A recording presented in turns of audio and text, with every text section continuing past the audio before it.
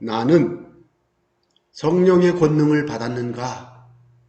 라는 제목으로 은혜의 말씀을 나누기를 원합니다. 여러분, 행복이 뭐라고 생각하십니까? 행복이 뭐라고 생각하십니까? 저는 종종 어느 분하고 이렇게 카톡도 나누고 하다 보니까 어떤 분이 가끔씩 마음에 새겨지는 좋은 글귀를 보내주기도 하는데, 제가 설교 준비를 하고 있는데 배달이 왔어요. 읽어봤더니 행복이 뭡니까? 그렇게 질문이 있어가지고 뭐지? 하고 읽어봤어요. 행복이란 행하는 자가 받게 되는 복이랍니다. 그래서 야, 말장난 같은데 가만히 약간 말을 이렇게 만드는 이행시를 지은 것과 비슷하잖아요. 그런데 옳은 말씀이더라고요. 하나님의 말씀을 듣고 믿고 마음에 깨달은 자가 그것을 행할 때 하나님이 주시는 큰 복을 받게 되잖아요. 그래서 행복은 행하는 자가 받게 되는 복이다라고 그 목사님이 자기가 이렇게 깨달은 거를 저한테 보내면서 저도 그래서 맞구나. 우리의 신앙생활 중에서 행하는 것이 그렇게 중요하다는 것을 생각하게 되었습니다. 요한계시록 1장 3절의 말씀을 보면 이 예언의 말씀을 읽는 자, 누구요? 읽는 자. 또 듣는 자, 누구요? 듣는 자. 마지막으로는 그 가운데에 기록한 것을 지키는 자는 뭐가 있어요? 복이 있나니. 여러분, 이 말씀에서 우리가 하나님의 말씀에 대한 우리의 태도를 생각하게 만들어요. 하나님의 말씀을 어떻게 대하고 있는가? 하나님의 말씀을 읽고 있는가? 읽고 있는가? 듣고 있는가? 여기서 듣는다고 하는 것은 사실은 이스라엘 사람들은 삶에서의 그 말씀을 실천하는 것까지 포함하는데, 여기 이 계시록에서는 사도 요한이 지키는 것, 지키는 자를 특별히 더 기록했어요. 그 가운데에 기록한 것을 지키는 자, 이렇게. 그래서 지키는 자가 복이 있는 줄로 믿습니다. 여러분, 이런 복이 여러분에게 임하게 되시길 바랍니다. 그래서 행복이 무엇이냐? 행하면 받는 복이라고 저는 믿습니다. 그래서 말씀대로 순종하는 자에게 복이 있고요. 말씀대로 순종하다 보니까 여러분, 말씀을 깨닫는 자가 돼야 돼요. 깨닫는 자가. 요즘은 고령의 어르신들이 고향에서 이렇게 혼자 혹은 뭐 어쨌든 시골 고향에 가보면, 제 어머니가 계신 고향만 해도 그 젊은이가 요즘은 종종 있어요. 귀농을 해서 은퇴하신 분들이 오셔서. 그렇지만 그 동네에 원래 살던 분들 중에서요 70 넘어야 막내예요. 좀 말이 좀 이상하죠. 70 넘은 사람이 그 동네 본토백이고요. 50대, 60대는요 다 귀농처럼 오신 분들이에요. 그러다 보니까 그 노인들을 섬기려고 자손들이 종종 방문하잖아요. 여러분, 성경 말씀을 듣고 믿고 깨달아야 될 이유가 있습니다. 뭐냐면, 여러분, 외식하는 바리새인이요, 예수님이 책망하시던 그 말씀 있잖아요. 교회 가서 외식하는 바리새인이요, 여러분 바리새인처럼 외식하면 안 됩니다, 이렇게 설교를 들었는데 그 외식이라는 말을 잘 이해를 못한 거예요. 그 이제 자녀들이 와가지고는 어머니 우리 외식하러 갑시다. 그럴 때 그분은 아들아, 내가 교회 가서 열심히 기도하고 우리 자손들을 위해서 하나님의 복을 구하고 하는데 성경 말씀을 순종해야지. 성경에 보니까 외식하는 바리새인들을 책망하고 외식하지 말라고 하던데 어떻게 우리가 지금 외식을 할 수 있겠니? 나는 외식 안 한다. 이래가지고, 아니 어머니 그 외식이 그런 외식이 아닌데 네가 뭘 아니? 목사님이 외식하지 말라고 하셨는데. 여러분, 그래서 그 노성도께서 자손과 함께 밖에 나가서 식사를 굳고 거절하고 아주 당돌하게, 죄송합니다. 당돌한 거 뭐라고 하지? 아주 그냥 막 냉정하게 자손을, 얘야, 하나님 말씀 순종해야지. 여러분, 이 노성도의 마음을 느껴보시기 바랍니다. 이분은 하나님의 은혜를 사모하고 하나님의 우리의 가정에 자손 만대, 여러분 노년이 되신 분들은 소망이 뭡니까? 주로 뒤를 돌아보잖아요. 내가 젊을 때는 이랬지. 근데 그렇게 사시잖아요. 그러다 보니까 새로 태어나는 자손들이, 손주들이 너무 귀하잖아요. 그래서 뭐라고 기도합니까? 자손들 이름을 쫙 부르잖아요. 쫙 부르면서 기도하시잖아요. 내가 이렇게 기도하면서 살고 있는데 하나님 말씀 외식하지 말라는 그 말씀을 어기고 내가 외식을 하면 내가 하나님께 기도할 때 하나님이 내 기도를 들어주시겠니? 와, 여러분, 이분의 이 마음은 이해는 가는데 아쉬운 게 있어요. 뭐예요? 주의 말씀을 깨달아야 된다는 것입니다. 주의 말씀을 깨닫지 못했기 때문에 신앙생활 중에 좀 안타까운 상황이 지금 발생하고 있는 거예요. 물론 이거는 누가 지어낸 이야기 같기도 하지만, 여러분, 외식한다는 말이 뭡니까? 바리새인들이 사람들에게 칭찬받기 위해서 사실은 믿음도 별로 없고 성경 말씀 순종도 안 하면서 자기만이 하나님을 가장 섬기는 것처럼, 기도를 해도 골방에서는 기도 안 하고 사거리 골목길에 가서 사람들이 다 쳐다보는 그 길에 서서 기도하고, 예? 꼭 구제를 해도 성전 미문에서만, 사람이 제일 많이 드나드는 길에서만 구제하고, 예를 들면 그렇게 하는 그 행위를 예수님이 책망하실 때 눈에 보여주려고, 사람들에게 보여주려고 하는 그런 행위, 외식, 이거 하지 말고 참마음과 온전한 믿음으로 하나님을 섬겨야 될 것을 말씀하실 때 했던 말이 이 외식이죠. 근데 왜 밖에 나가서 식사하는 것을 외식이라고 이해하면 안 된다는 것, 이것을 생각을 해보면 성경 말씀을 깨닫는 자가 누리는 복이 얼마나 큰지 몰라요. 그래서 여러분, 저는 오늘 그 말씀을 드리고 싶습니다. 하나님의 말씀을 믿음으로 받으시기 바랍니다. 하나님의 말씀을 들을 때 아멘하여 믿음으로 받아 영광 돌려드리시되 그 말씀을 깨닫고 들으시기를 바랍니다. 말씀의 의미를 깨달아야 된다는 것입니다. 깨달아야 된다. 그래서 저는 지난주에 이 말씀 마가복음 16장 15절에서 18절의 말씀을 근거하여 제가 전도사 때 있었던 이야기를 간증했습니다. 근데 오늘은 기도하는데 성령께서 제 마음에 생각나게 하시는 일은, 지금 제가 연월일은 정확히 기억이 안 나지만 제가 2008년 정도로 기억나는데, 그때 토요일날 8시에, 저녁 8시에 서울에서 약속도 안 하신 분이 갑자기 저를 방문했습니다. 그리고 저한테 치유 기도를 부탁하십니다. 토요일이라서 제가 안 하거든요. 사실은 그때 토요일날은 안 하는데 오신 거예요. 그래서 혼자 앉아서 기도를 해봤어요. 하나님 어떻게 할까요? 근데 마음에 하나님이 긍휼의 마음을 주시면서 무슨 생각을 들게 하냐면, 여기까지 이렇게 오셨는데 그래서 잠깐이라도 기도해드리고, 하나님 기도해드리고 기도해주고, 이렇게 좀 하나님의 덕을 좀 나누도록 해야 되지 않겠니? 이런 마음을 주시는 거예요. 그래서 제가 고민하다가, 그러시군요. 그럼 제가 한번 기도하겠습니다. 기도를 시작했습니다.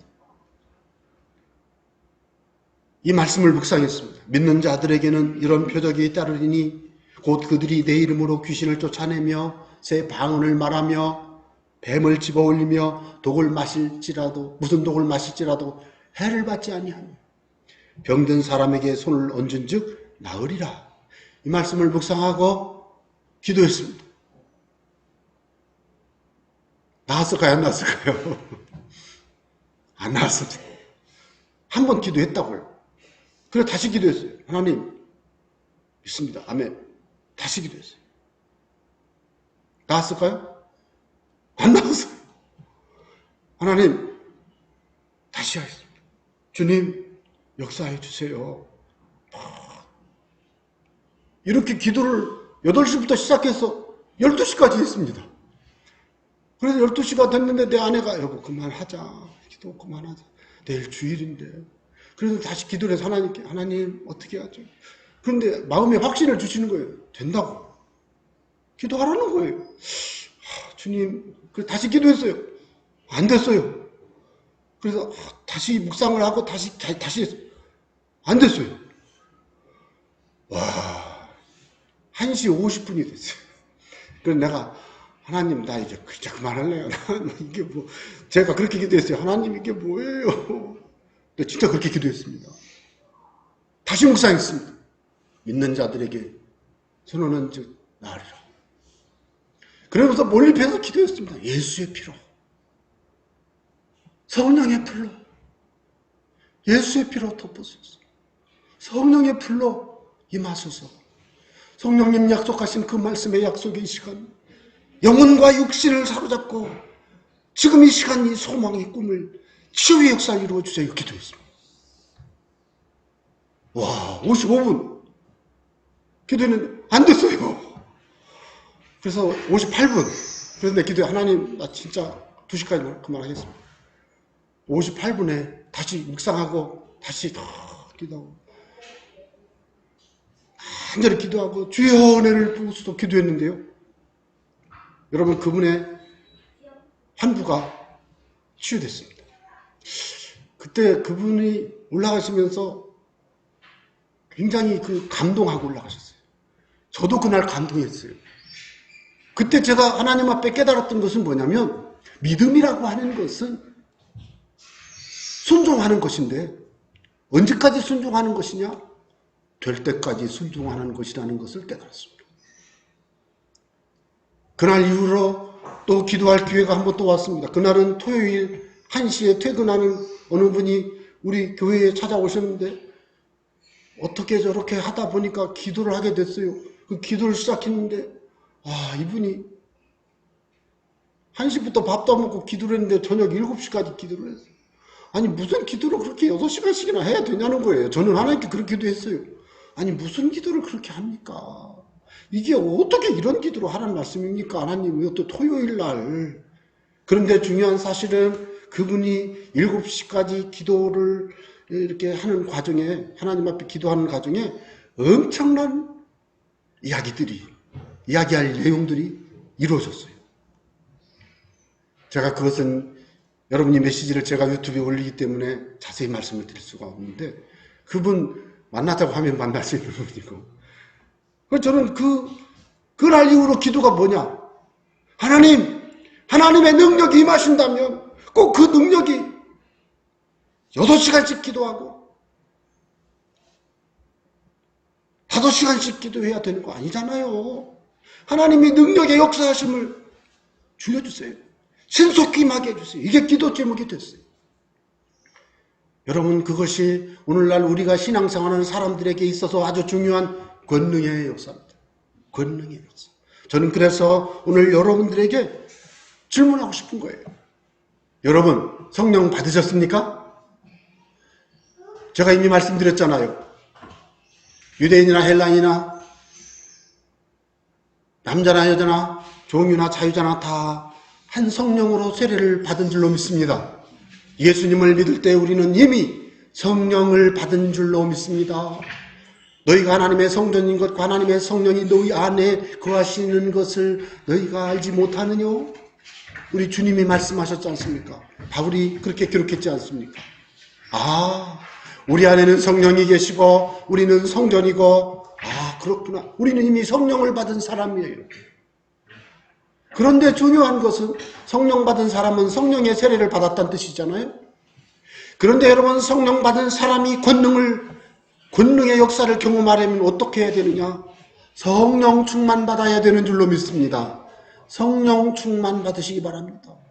성령 충만 받는 거예요. 그래서 제가 오늘 이 말씀을 준비하면서 깨달은 것은 성령 충만 받는 것을 어떻게 표현할 수 있는가? 방법이 없어요. 성령 충만 받는 방법은 이미 우리가 다 알아요. 예배하고 기도하고 성경 말씀 묵상하고 또 찬송하고 전도하고 성경 읽고 신앙서적 읽고 좋은 믿음의 사람들과 대화하고 함께 기도하고, 그럴 때 하나님의 성령 충만함이 임해요.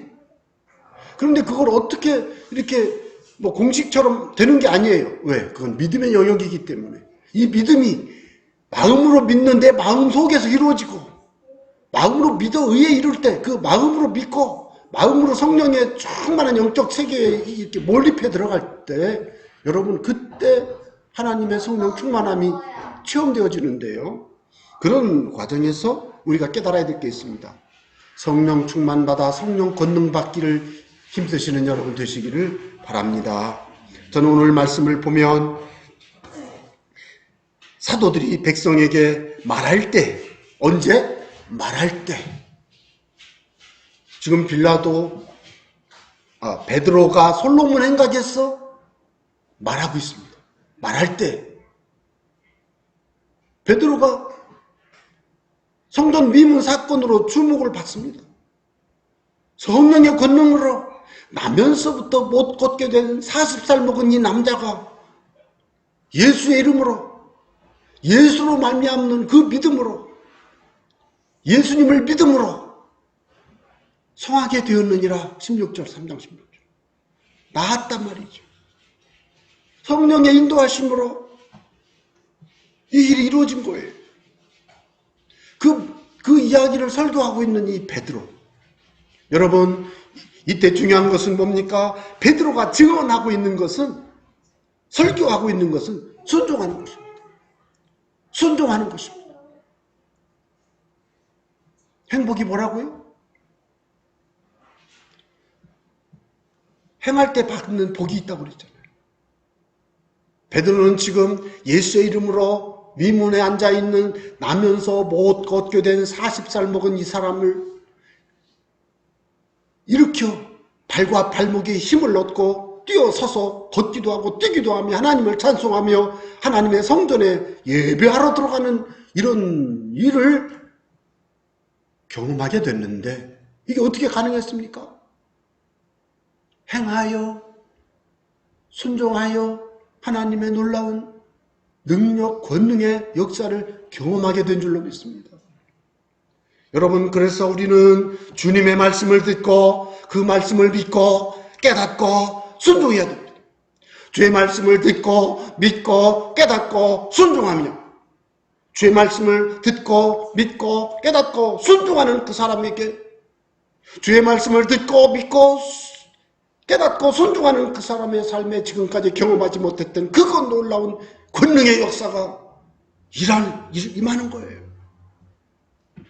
여러분, 베드로는 예수님이 대제사장 그 집 뜰에서 사형 선고를 받고 이제는 빌라도 뜰에 가서 사형장 탁 빌라도 총독이 주면 죽이는 거예요. 이제 그 새벽에 모닥불 쬐며 앉아있던 베드로, 그 어떤 여자가 와서 이 선생님도 그 예수라는 사람하고 같이 다니는 사람이에요. 이 사람도 그래요. 막 그럴 때 그 여자 앞에서 예수님을 부인하고 욕하며 예수님을 저주하며 부인하던 그 베드로가 지금은 예수는 그리스도이심을 믿고 회개한 사람이 5,000명이나 되는데 그 사람들을 향해서 놀라운 증언을 하고 있는 그 사람, 이게 누구예요? 베드로. 여러분, 주의 말씀을 듣고 믿고 행하고, 듣고 믿고 순종하고 행하고, 듣고 믿고 깨닫고 순종하면, 듣고 믿고 깨닫고 행하면 복이 임하는데, 베드로는 그 겁장이 같았던 그 모습, 두려워 떨던 그 베드로의 메시지를 듣고 지금 사람들이 5,000명이나 예수님을 믿어버렸어요. 여러분, 이게 뭡니까? 권능인 줄 믿으시기 바랍니다. 권능입니다. 그래서 3절, 그들을 잡음에 날이 이미 저물었으므로 이튿날까지 가두었으나 투옥됐어요. 예수님 전도하다가 투옥됐어요. 그런데 중요한 건 4절 말씀을 들은 사람 중에 믿는 자가 많으니 남자의 수가 약 5,000이나 되었더라. 몇 명이라고요? 5,000명이에요. 여러분, 우리가 3장에서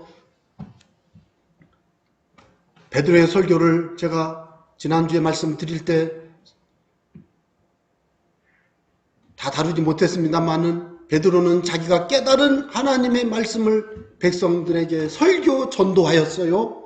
그 내용을 간략히 요약하면 이것입니다. 첫째는 예수님은 죄 없으신 분인데도 십자가에 못 박혀 죽임을 당했으니 그 일은 유대인들이 너희들이 예루살렘에 있는 당신들이 지금 내 말을 듣는 당신들이 지금 그렇게 한 거요. 이게 핵심이 그겁니다. 회개하시오. 그게 핵심이 그거예요. 세례 받아요. 그래서 세례 받았잖아요.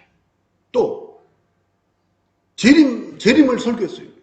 재림. 여러분 지금 이 재림의 주제를 제가 다루지는 않는데 재림을 베드로가 계속 설교하고 있습니다. 그 다음에 예수님의 죽음과 부활을 설교했고 예수님이 그리스도이심을 설교했어요. 또 선지자들이 그리스도의 고난을 예언한 것을 설교했고 모세가 말한 나 같은 선지자 그리스도를 말하는 거예요. 는 예수님이다. 그러니 그의 모든 말을 들을 것 들으라.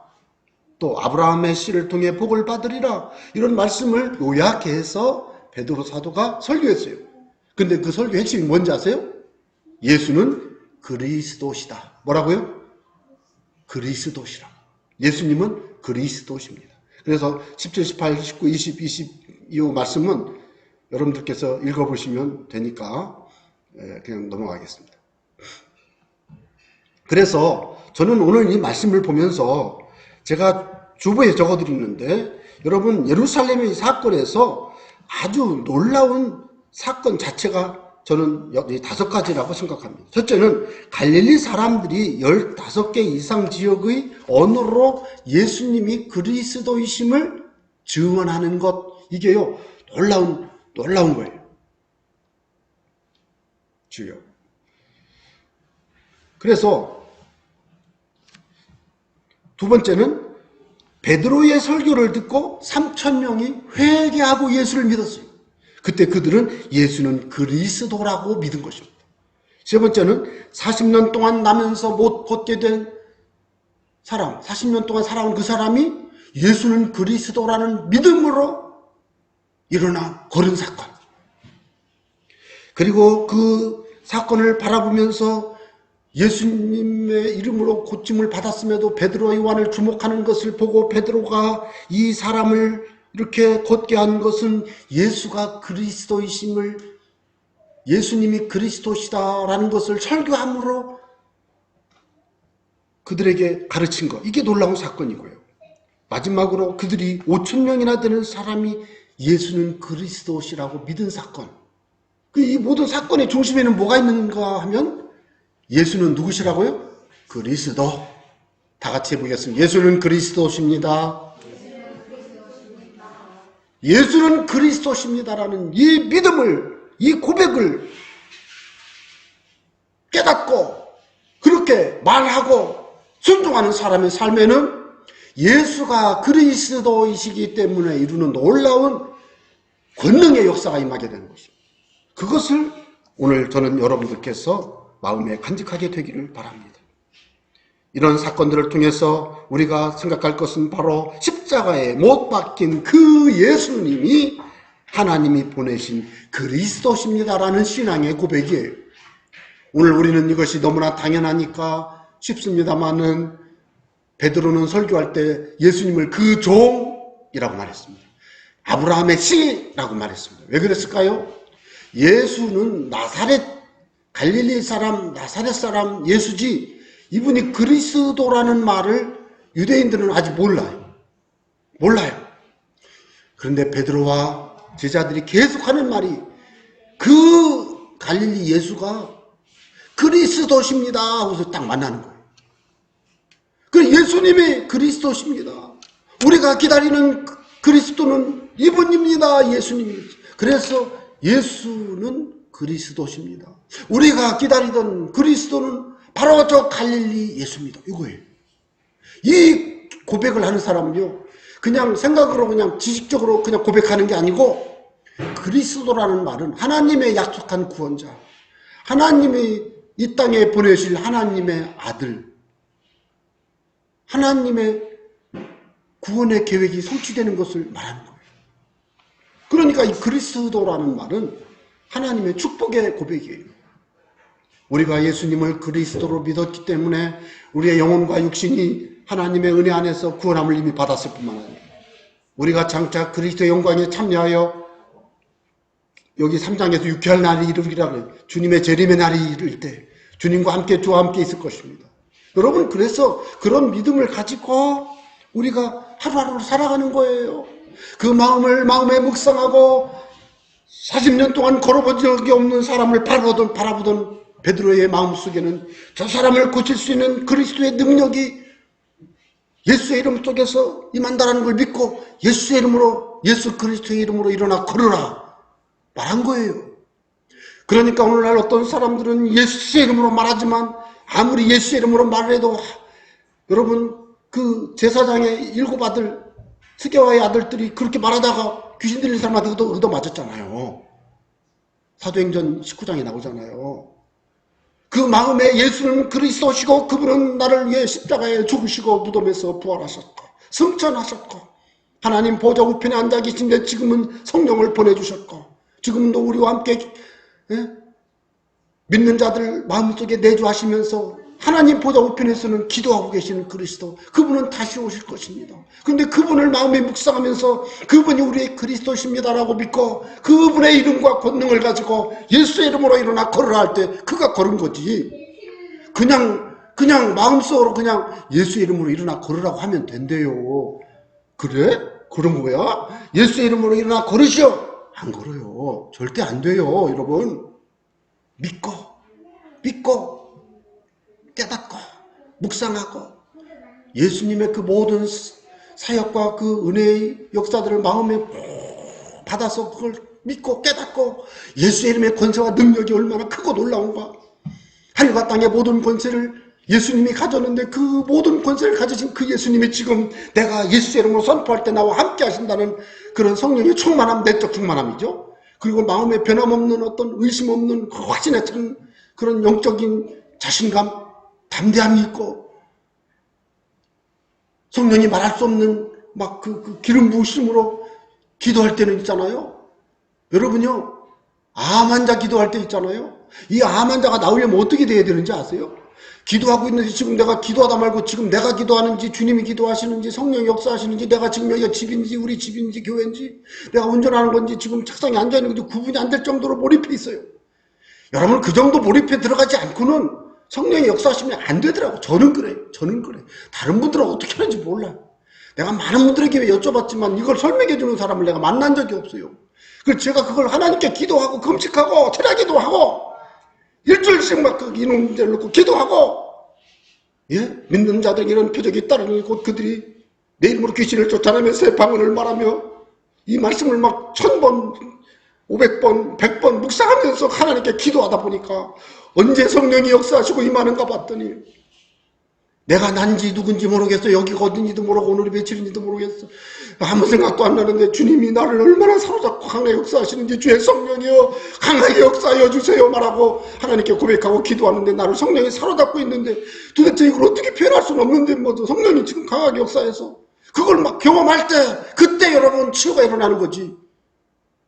그래서 저는 어느 특별한 귀한 목사님을 만나러 가고 그러면 내가 기도하고 가서 저는 그냥 혼자 앉아서 몰입하고 있어 그냥 돼요. 어떻게 된다고요? 성령이 충만히 임하는 걸 경험해요. 제가 이걸 목회자들하고 나눕니다. 저는 이런 이야기를 설교 시간에 하기가 굉장히 어려워서 제가 기도하고 하는 거예요.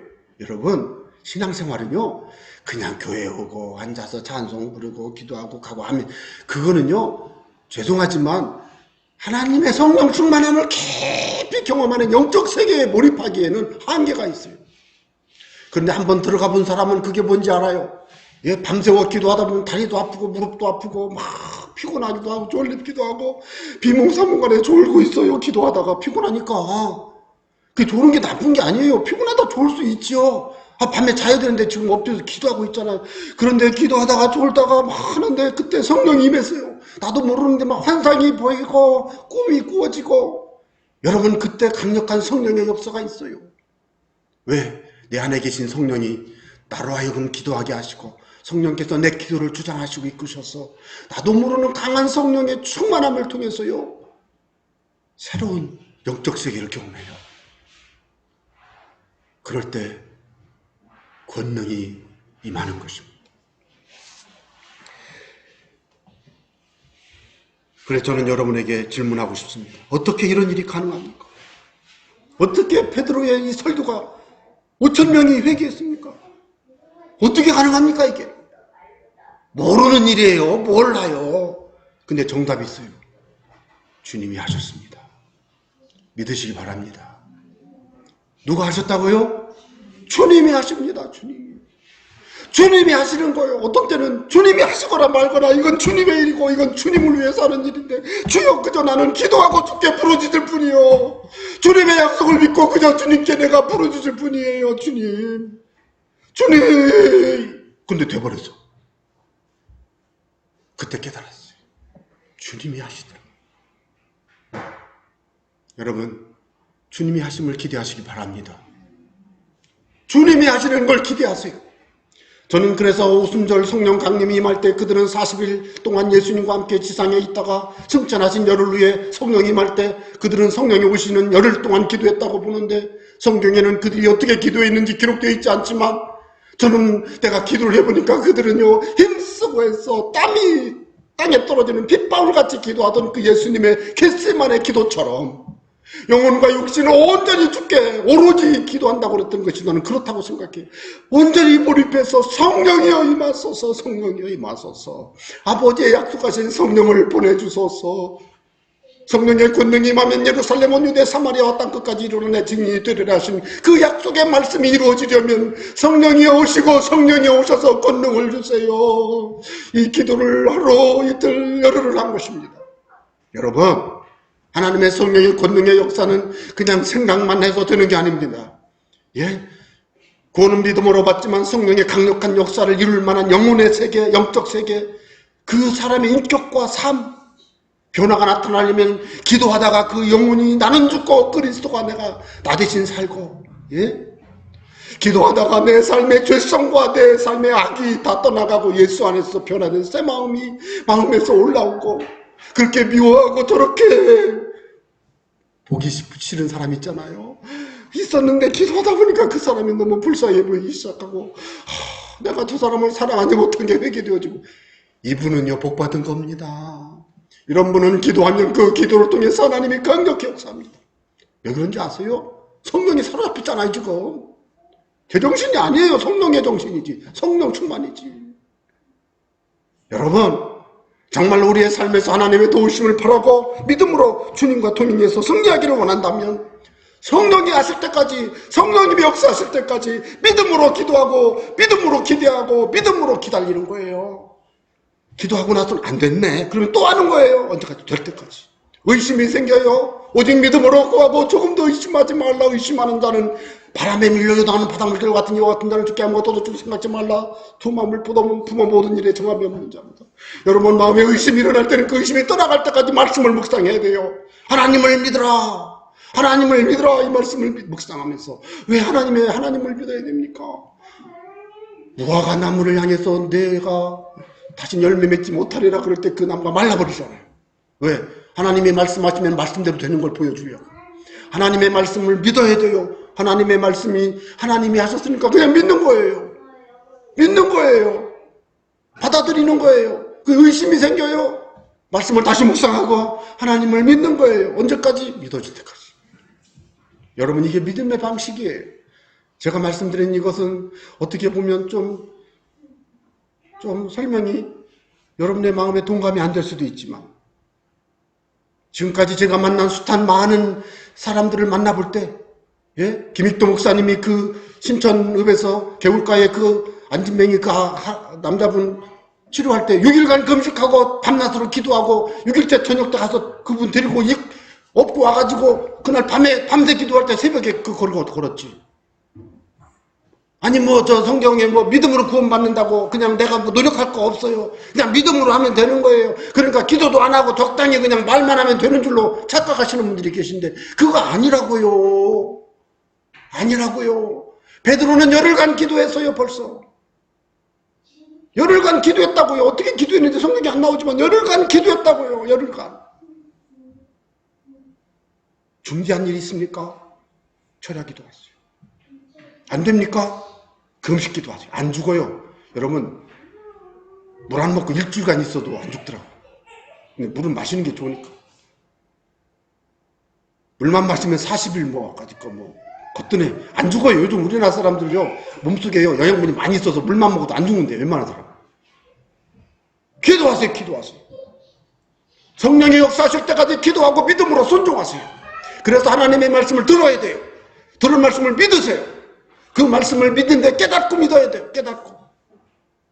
제가 말씀드린 대로 기도를 할 때 깨닫고 그 다음에 깨달을 그 말씀을 실천하세요. 그럴 때 여러분 하나님의 권능의 역사가 임하게 될 줄로 믿습니다.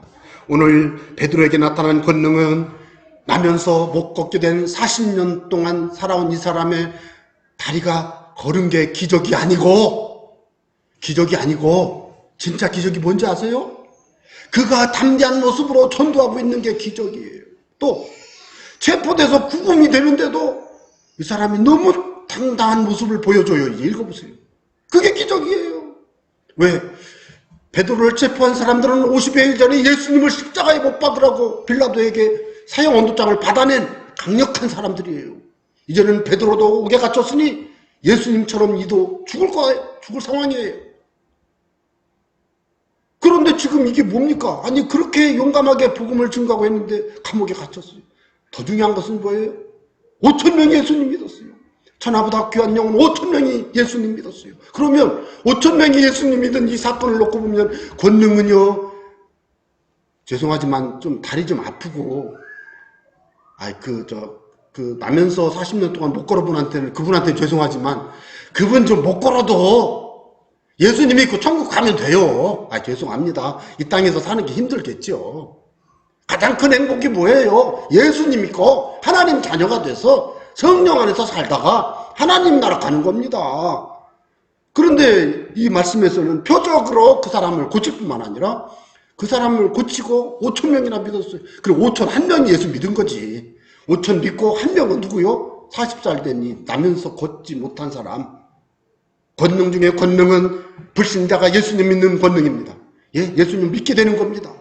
여러분 예수님 믿을 때 내가 예수님 믿고 싶어 믿은 것 같지만 어림없는 말씀 안 돼요. 어떤 분은 평생 예수님 잘 섬기다가 돌아가시기 직전에 내가 왜 예수 믿었는지 몰라 하고 돌아가시는 걸 보고 내가 너무 충격을 받아가지고 어떻게 젊고 건강할 때는 교회에 충성, 교회의 큰 일꾼이었는데 돌아가실 때는 막 예수님을 저주하고 돌아가 버리시더라고요. 그러니까 나도 모르게 어떻게 이런 일이 가능하냐고요. 모르는 일이지만 우리가 예수님을 주시라 고백하는 건 성령으로 된 것이고 고린도전서 12장 3절. 그러니까 나도 모르게 내가 예수님 믿는 게 가장 큰 은혜요. 가장 큰 권능 받은 거예요 사실은. 그런데 이제 우리는 어떤 자가 되어야 되겠습니까? 나로 인하여 베드로처럼 5,000명이 예수 믿는 그런 믿음의 사람들이 주께로 인도함을 받는 그런 권능. 이것은 작게는 여러분으로 인해 여러분 가족이 믿지 않는 가족이 주께로 돌아오는 권능이에요. 여러분이 만나는 그 많은 사람이 여러분 때문에 예수 믿는 권능. 여러분이 지금 큰 위기에 있고 속상해하고 힘든 일이 있어요. 그 문제 예수 이름으로 기도하면서 해결해 나가는 권능. 근데 때로는 그 일을 해결하지 못하도록 하나님이 기도해도 안 해주실 때가 있어요. 왜? 회개하라고. 왜? 기도 좀 더 하라고. 왜? 예수 믿은 지 지금 몇 년인데 너 왜 그러고 있니? 있어요. 그래서 그런 믿음을 가지고 주님 앞에 살아가기 위해 저와 여러분이 권능 받게 되시기를 주의 이름으로 부탁드립니다. 베드로는 권능 받은 증인의 대표적인 모습입니다. 베드로에게 나타난 모습을 통해서 우리에게 임하시는 성령의 권능을 기대하고 누리시는 여러분 되시기를 이 5월 마지막 주일에 간절히 부탁드립니다.